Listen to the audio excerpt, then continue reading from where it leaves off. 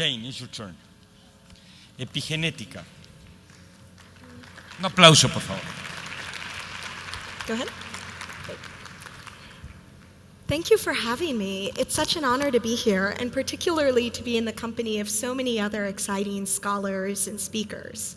What I thought I'd do with my little sliver of time is to expand on what both Dalton and Jeffrey have shared with us and talk a bit about the environment.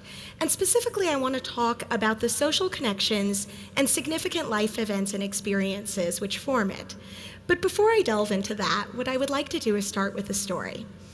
In 1976, the year that Apple Computing was formed, and Nadia Comaneci earned the first perfect 10 in Olympic gymnastics. Across the ocean in Tangshan, China, 1 million people lay sleeping on what seemed like a perfectly ordinary summer evening. They had no idea that as they slept, the earth had quite literally begun to crack apart beneath them. Well, if that was a typo, to crack apart beneath them. A quarter of the population would not survive this cataclysmic earthquake, and 8.2 on the Richter scale. It was one of the most devastating natural disasters of the 20th century. Of those who did survive, 93% would be left homeless, and just one road within this previously functional and unspoiled city would be left usable. Surviving Tangshan, or Hurricane Katrina, or the Indian Ocean tsunami, or any one of the other number of seemingly endless natural disasters which shred our planet, is a pivotal experience. The question is not, will it mark you? It's not even, how much will it mark you? It's why it does. Now, 18 years after Tangshan, about 1,200 teenagers in the city were interviewed, and they had the opportunity to share a number of different things. They talked about their relationships with friends and family members, how they viewed the world. They talked about really ordinary things like what it felt like to get up in the morning or what their grades were. And they talked about significant things like their goals and their aspirations for their future. And something very profound shook out of those interviews.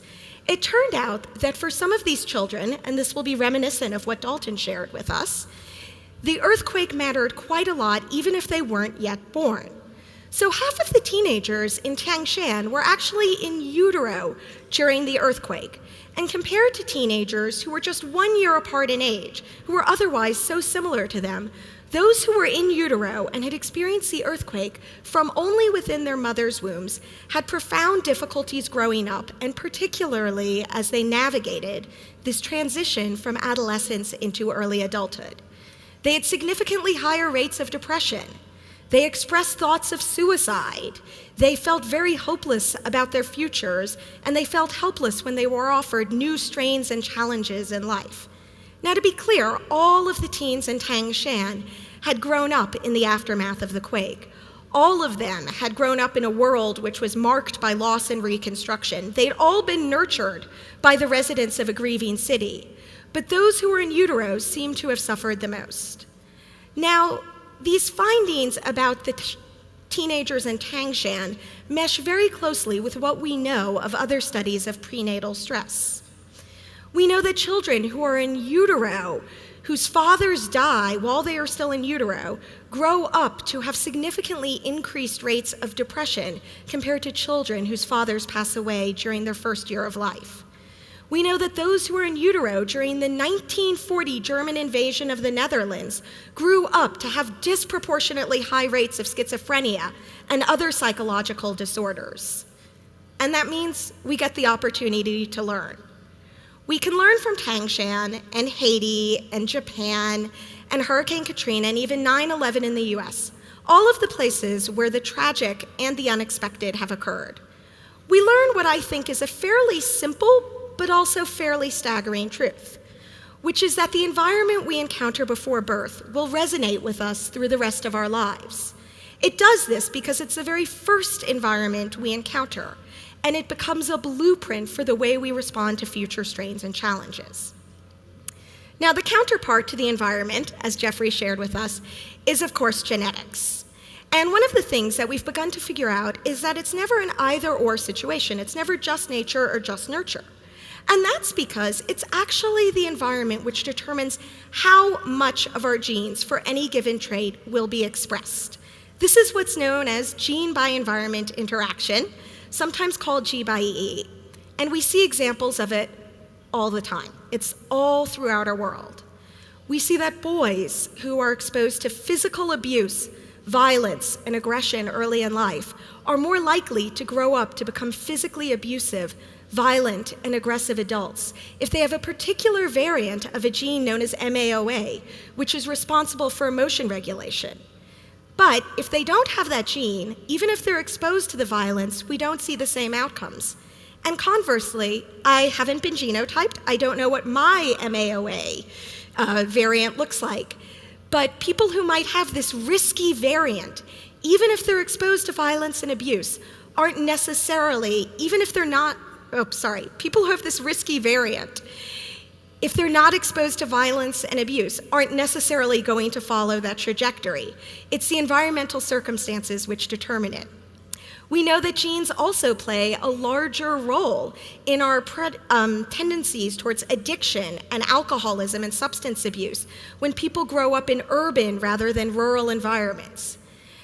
And we also know that genes for good things like intellectual giftedness and creativity, are almost entirely suppressed when people grow up in severely impoverished circumstances, but they're allowed to develop naturally in more affluent ones.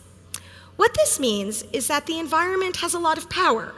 It can either quash or enhance either our biological assets or our biological drawbacks, and we all have a collection of both. I'm a clinical psychologist, so I tend to be very drawn to domains like depression or anxiety. But this pattern actually holds true for a lot of different things, including medical diseases and cancers, as well as the assets and skills we most want to see flourish, things like musicality and artistry, scientific acumen, compassion, and resiliency. And lastly, I'd like to talk a little bit about something known as epigenetics. It turns out that the environment determines not just how much of our genes are expressed, but whether that particular expression is actually passed on to the next generation.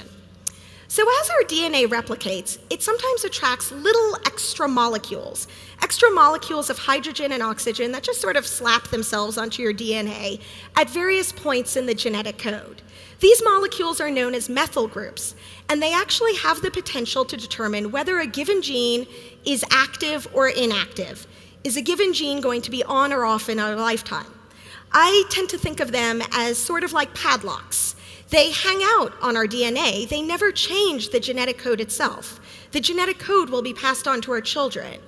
But just like a padlock on a door, these methyl groups have the power to determine whether a particular gene is active or inactive, whether a door can be opened or closed. How functional is that given door? The simple fact is that some very profound life experiences, things like starvation, trauma, abuse, or even more benign or commonplace ones like smoking, have the power to promote methylation and alter gene expression in a way that's very persistent over time. And that methylation, that new way that the gene is expressed, can actually be passed on to subsequent generations. What this means is that someone whose parent or grandparent experienced a famine will be more likely to have a lower body weight and less prone to weight-related conditions like diabetes or obesity than someone whose parent or grandparent did not experience a famine. Someone whose parent or grandparent smoked will inherit the methylation patterns which are consistent of smoking, even if they themselves never picked up a cigarette, and they will be at increased risk for respiratory difficulties and asthma. We see that people who experience very profound traumas very early on in childhood show pronounced methylation in the gene regions which are associated with emotion regulation and stability. We've long looked at social explanations, but epigenetics offers a biological explanation for the increased susceptibility to depression, anxiety, and even post-traumatic stress disorder in these people's non-traumatized children. What this means is that none of us are ever really born with a blank slate. We inherit the environment and the experiences which go along with it, They ricochet through the generations at a deep cellular level, and they have the power to influence how and why we act, think, and feel the way that we do. So thank you for your time, and thank you.